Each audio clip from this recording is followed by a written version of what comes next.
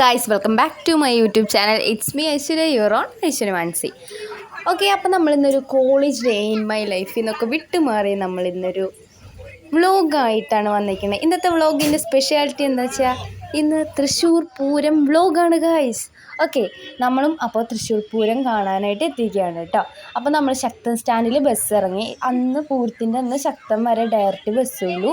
തൃശ്ശൂർ റൗണ്ടിലേക്ക് അന്ന് ബസ് പോവില്ല, കാരണം അന്ന് പൂരമാണ്, നമ്മൾക്ക് കടത്തി വിടില്ല കേട്ടോ. അന്ന് മാത്രമാണ് നമുക്ക് ഒറ്റ വണ്ടിയുടെ തിരക്കില്ലാണ്ട് നമുക്ക് മുനിസിപ്പൽ സ്റ്റാൻഡിൽ കൂടെ ഇങ്ങനെ തൃശ്ശൂർ റൗണ്ടിലേക്ക്, അതായത് വടക്കുനാഥൻ്റെ അടുത്തേക്ക് നടക്കാനായിട്ട് പറ്റുള്ളൂ. ഓക്കെ, അപ്പം നമ്മൾ അങ്ങനെ നടക്കുകയാണ് കേട്ടോ. അപ്പോൾ കുറേ വഴിയോര കച്ചവടക്കാരൊക്കെ ഉണ്ട് കേട്ടോ, മുല്ലപ്പൂ വിൽക്കുന്നവർ, അങ്ങനെ കുറേ കടകൾ വന്നിട്ടുണ്ട്. ഇപ്പോൾ മുനിസിപ്പലിത്തെ പണ്ട് ഫുട്പാത്തിൽ നിറച്ച് കടകളുണ്ടായിരുന്നു. ഇപ്പോൾ അതൊക്കെ മാറ്റിയിട്ടു. ഇപ്പോൾ അതൊക്കെ കോർപ്പറേഷൻ വക വേറൊരു ബിൽഡിങ്ങിലേക്ക് മാറ്റി.